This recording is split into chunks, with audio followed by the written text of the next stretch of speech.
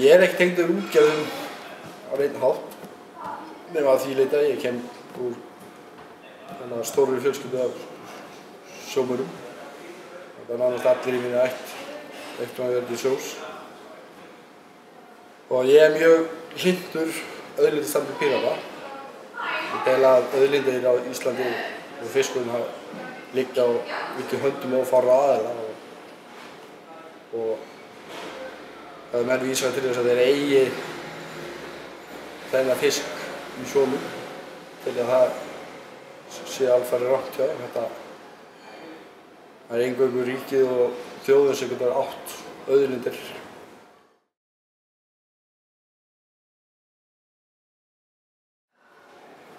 Heilbrigðiskerfið er náttúrulega eins og flestir landsmenn vita er komið alveg að hruni komið og það þarf virkilega að taka til hendinni.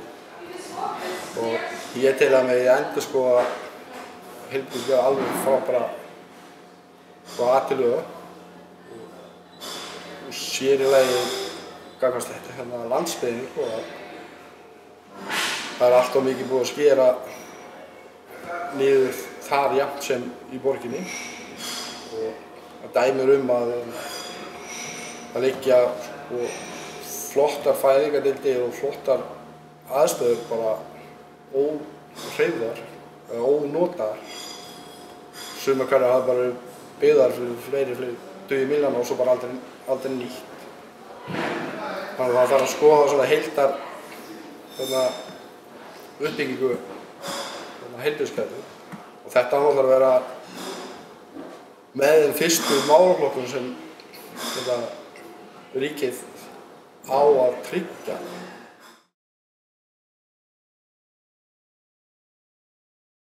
Þegar kemur að tekjuskattinum og hvort þeir lækka hann á almennum launatengum, þá er það svona erfið spurning og verður að skoða í stóru samhengi. Það má vel vera að skoðum alla þessar smá skattar og öll þessi smá gjöld. Það er mögulega hægt að með lækkun á öðrum gjöldum getum við spurning hvort það skilir sér betur í vasa hins almennu launafólks.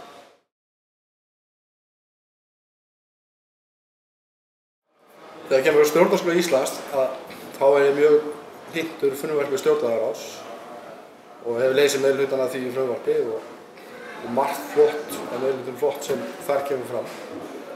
Og ég tel að alveg ekki að hika í að drífa í að fara í þá vinnu að koma þeim grundvallarlögum í gildi. Því stjórnarskráin eins og hann er barn síns tíma og sem 1944 og í raun og veru að segja að hún sé eldri sem við bara í sumum tilvíðum þegar kafla var eingöngu orðalagi breytt.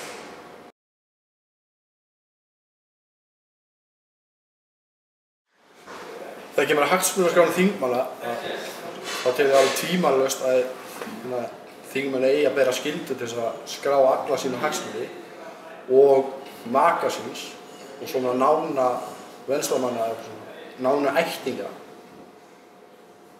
Það er eins og hagsmuni maka, barna, föður og móður, svona allra nánustu ættingja.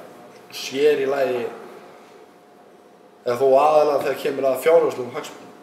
Þegar kemur að einu hagsmunagæslu þingmanna þá tel ég að það í sömu reglur gildi þar eins og líkt og í stjórnsýslunni að eyður aðild að einhverju máli og þá hagsmunum.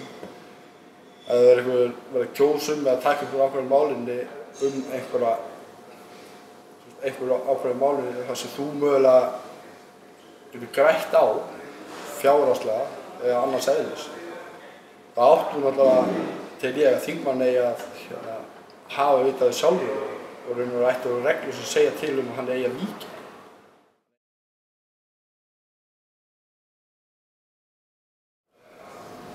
Fyrsta frumvarp sem ég myndi leggja fram væri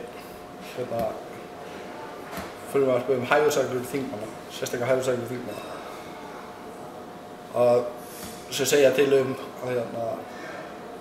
í samræmi við stjórnsýsluna að þingmaður komi ekki að málum eða málaflokkum, kosningum eða vinnslu en neinu öðru leyti sem varðar beina eða óbeina fjárhagslega hagsmuni hans, maka hans eða nána ættingja hans.